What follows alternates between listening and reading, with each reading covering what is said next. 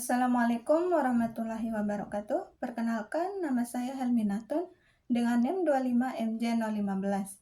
Pada kesempatan kali ini, saya akan menjelaskan tugas tentang struktur organisasi perusahaan PT Adil Jaya yang terdiri dari 3 tingkat organisasi.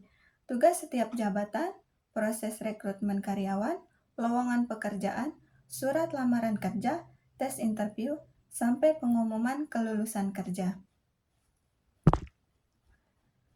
Penjelasan struktur organisasi. Struktur organisasi adalah susunan jabatan dalam sebuah perusahaan yang dibuat agar pekerjaan menjadi lebih teratur dan setiap orang memiliki tugas serta tanggung jawab masing-masing. Dengan adanya struktur organisasi, perusahaan dapat berjalan lebih efektif karena setiap bagian mengetahui pekerjaan masing-masing.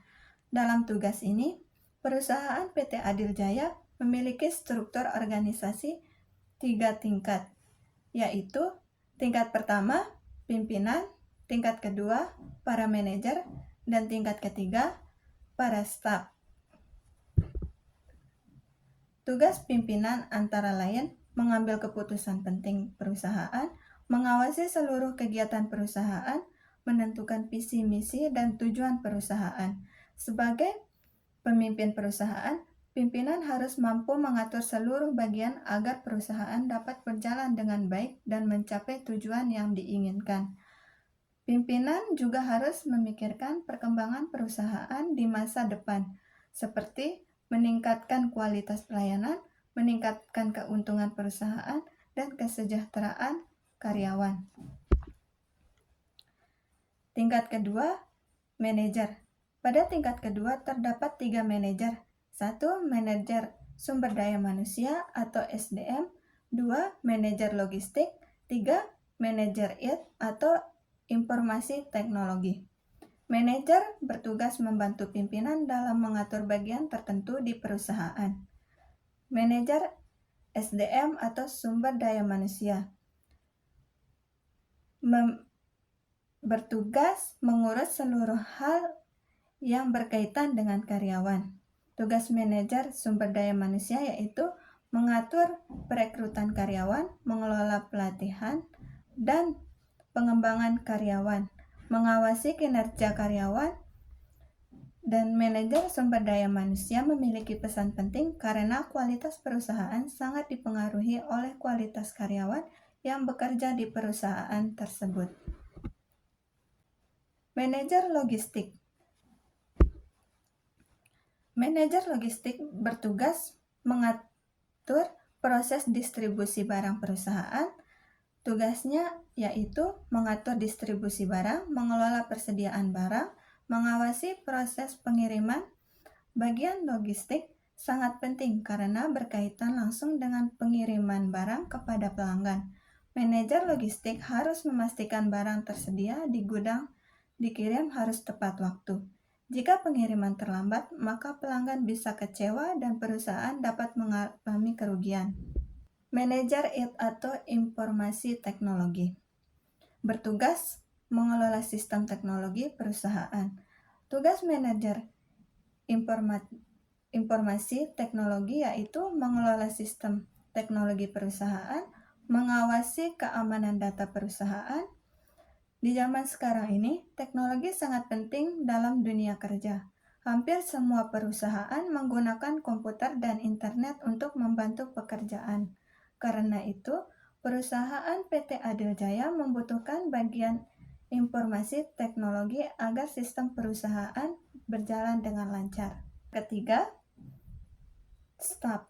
Pada tingkat ketiga, terdapat beberapa staf yang bekerja di bawah manajer masing-masing. Staf merupakan bagian yang menjalankan pekerjaan secara langsung di perusahaan. Staf di bawah staf manajer SDM. Yang pertama adalah staf rekrutmen. Tugas staf rekrutmen yaitu mencari dan menyeleksi calon karyawan yang akan bekerja di perusahaan. Staf rekrutmen harus memeriksa data pelamar dan memastikan pelamar sesuai dengan kebutuhan perusahaan. Kemudian ada staf training. Tugas staff training yaitu memberikan pelatihan kepada karyawan agar kemampuan kerja mereka meningkat. Yang kedua, staf di bawah manajer logistik. Yang pertama adalah staf pengiriman. Staf pengiriman ini bertugas mengatur distribusi barang kepada pelanggan. Staf pengiriman harus memastikan barang sampai tepat waktu dan dalam kondisi dengan baik. Yang kedua, staf inventory harus mencatat jumlah barang masuk dan keluar agar persediaan barang tetap terkontrol. Yang ketiga, staf di bawah manajer informasi teknologi atau IT. Yang pertama adalah staf programmer. Staf programmer bertugas membuat dan mengembangkan sistem perusahaan. Kemudian ada staf technical support. Tugasnya menangani masalah teknis komputer dan jaringan. Mereka membantu memperbaiki kerusakan sistem agar pekerjaan perusahaan tidak terganggu. Alasan memilih staf pengiriman. Dalam tugas ini, saya memilih staf pengiriman sebagai contoh jawaban utama. Alasan saya memilih staf pengiriman karena pekerjaan ini sangat penting dalam perusahaan. Jika pengiriman berjalan baik, maka pelanggan akan merasa puas. Sebaliknya, jika pengiriman terlambat atau barang rusak, maka pelanggan akan kecewa. Karena itu, perusahaan membutuhkan staf pengiriman yang disiplin, jujur, dan bertanggung jawab. Selanjutnya, penjelasan konsep sumber daya manusia. Yang pertama, job analysis adalah proses mengumpulkan informasi mengenai suatu pekerjaan. Tujuannya agar perusahaan mengetahui tugas dan tanggung jawab suatu jawaban. Yang kedua adalah job description. Job description berarti uraian pekerjaan atau penjelasan tugas suatu jabatan. Contohnya, staf pengiriman bertugas mengirim barang kepada pelanggan. Yang ketiga, job specification.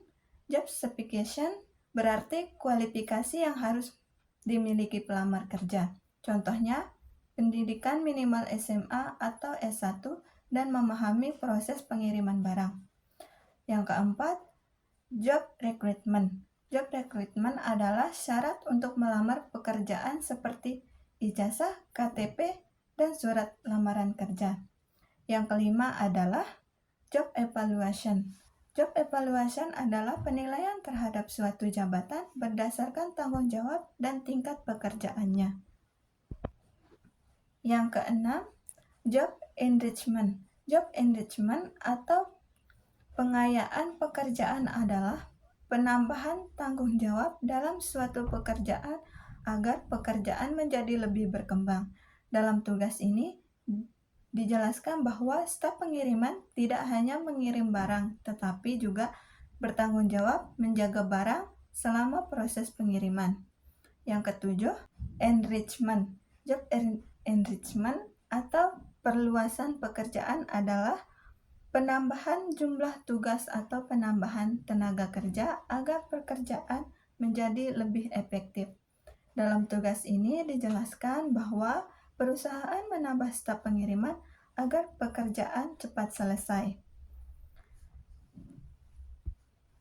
Yang kedelapan, work simplification. Work simplification atau penyederhanaan pekerjaan adalah usaha mempermudah pekerjaan agar lebih cepat dan efisien.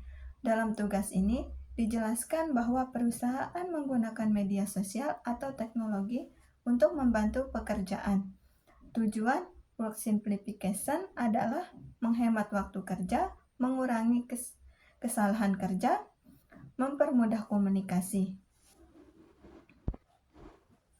Selanjutnya, lowongan kerja. Selanjutnya, perusahaan membuka lowongan kerja untuk posisi staf pengiriman. Persyaratannya yaitu lulusan SMA atau SMK atau S1. memahami proses pengiriman barang, mampu bekerja sama dalam tim, jujur, disiplin, dan bertanggung jawab.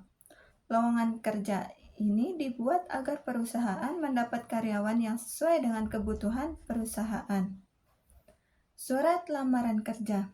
Setelah lowongan kerja, dibuka lagi surat lamaran kerja. Setelah lowongan dibuka, pelamar membuat surat lamaran kerja. Surat lamaran kerja ini berisi data diri pelamar, posisi yang dilamar, dan dokumen pendukung seperti ijazah dan KTP. Selanjutnya, tes kemampuan dasar. Yang pertama, apa yang dimaksud dengan pengiriman?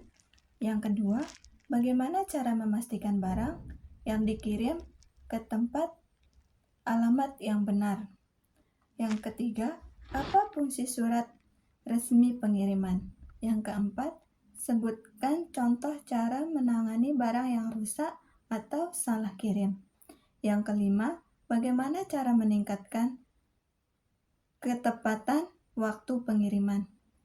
Apa yang harus dilakukan jika terjadi keterlambatan pengiriman? Yang ketujuh, apa perbedaan pengiriman reguler dan ekspres? Yang kedelapan, mengapa pengecekan barang sebelum dikirim sangat penting? Yang kesembilan, bagaimana cara menghadapi komplain pelanggan terkait pengiriman? Yang kesepuluh, apa tujuan utama menjaga keamanan barang selama proses pengiriman? Selanjutnya, pertanyaan interview awal. Yang pertama, perkenalkan diri Anda secara singkat. Yang kedua, mengapa Anda tertarik bekerja di bidang staf pengiriman? Yang ketiga, apa yang Anda ketahui tentang perusahaan ini? Yang keempat, bagaimana cara Anda menghadapi tekanan kerja atau target pengiriman? Yang kelima, apa kelebihan dan kekurangan Anda? Yang keenam, bagaimana cara Anda mengatasi masalah saat pengiriman barang? Yang ketujuh, apakah Anda mampu bekerja sama dalam tim? Yang kedelapan, bagaimana cara Anda mempelajari sistem atau pekerjaan baru dengan cepat? Yang kesembilan, apakah Anda pernah bekerja dalam tim? Yang kesepuluh, mengapa kami harus memilih Anda untuk posisi staf pengiriman ini? Selanjutnya, pengumuman mengenai kelulusan interview. Berdasarkan hasil seleksi yang telah dilaksanakan, maka atas nama yang kami terima yaitu Asnita Komalasari di posisi staf pengiriman tanggal 5 Mei 2026 dinyatakan lulus dan diterima bekerja di perusahaan kami. Terima kasih kepada seluruh peserta yang telah mengikuti seleksi ini. HRD PT Adil Jaya. Demikian penjelasan dari saya mengenai struktur organisasi PT Adil Jaya, beserta tugas jabatan, proses rekrutmen, dan seleksi karyawan. Semoga penjelasan ini dapat menambah wawasan dan pemahaman kita tentang pentingnya struktur organisasi dalam perusahaan. Sekian dari saya. Wassalamualaikum warahmatullahi wabarakatuh.